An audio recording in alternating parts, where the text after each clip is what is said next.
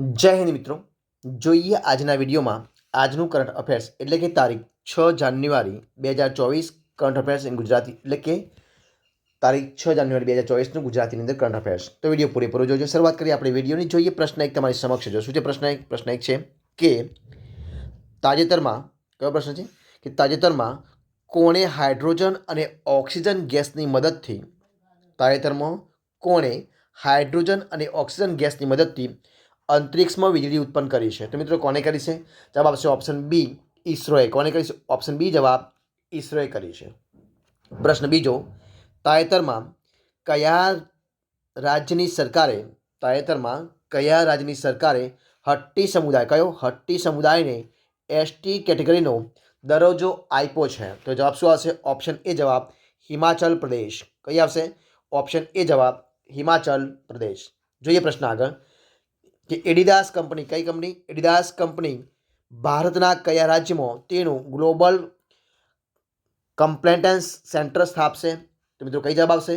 તો Adidas company ભારતના તમિલનાડુ રાજ્યમાં ગ્લોબલ કમ્પ્લેટન્સ સેન્ટર સ્થાપશે. ઓપ્શન ડી જવાબ આવશે. પ્રશ્ન આગળ, તાજેતરમાં કયો પ્રશ્ન છે કે તાજેતરમાં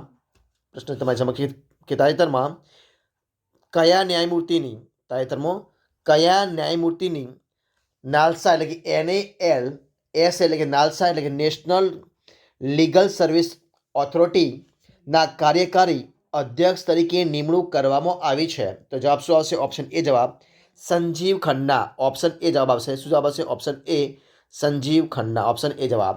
જોઈએ આગળ પ્રશ્ન, તાજેતરમાં ડિજિટલ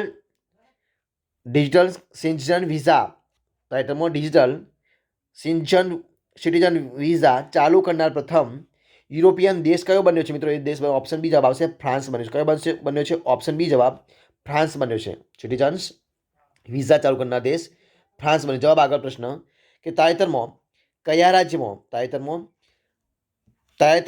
પશ્ચિમ બંગાળના કયા ઉત્પાદનને જીઆઈ ટેગ મળ્યો છે? કયો ટેગ? જીઆઈ ટેગ મળ્યો છે.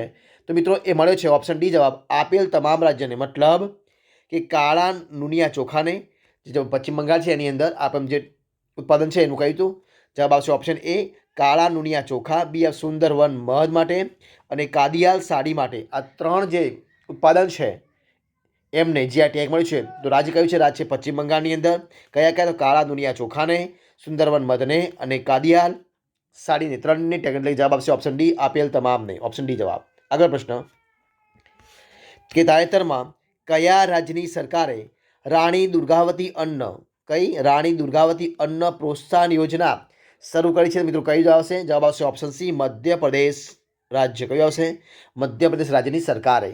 જે પ્રશ્ન આગળ છે કે તાજેતરમાં કયા રાજ્યમાં 10મી સદીનો કદમ વંશનો શિલાલેખ મળી આવ્યો છે અને આ શિલાલેખ કન્નડ અને સંસ્કૃત ભાષામાં લખાયેલ છે? જવાબ શું આવશે? મિત્રો જવાબ આવશે ઓપ્શન બી ગોવા રાજ્યની અંદર.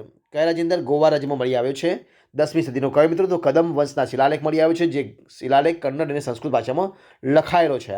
જોઈએ પ્રશ્ન આગળ કે તાજેતરમાં કયા કેન્દ્રશાસિત પ્રદેશની પોલીસે આવામ સે આવામ કે લીએ પોર્ટલ લોન્ચ કર્યું છે? મિત્રો તો એ જમ્મુ કાશ્મીર જે કેન્દ્રશાસિત પ્રદેશ છે એની પોલીસે તો આવામ સે આવામ કે લીએ એ પોર્ટલ લોન્ચ કર્યું છે. જવાબ આવશે ઓપ્શન ડી જમ્મુ કાશ્મીર.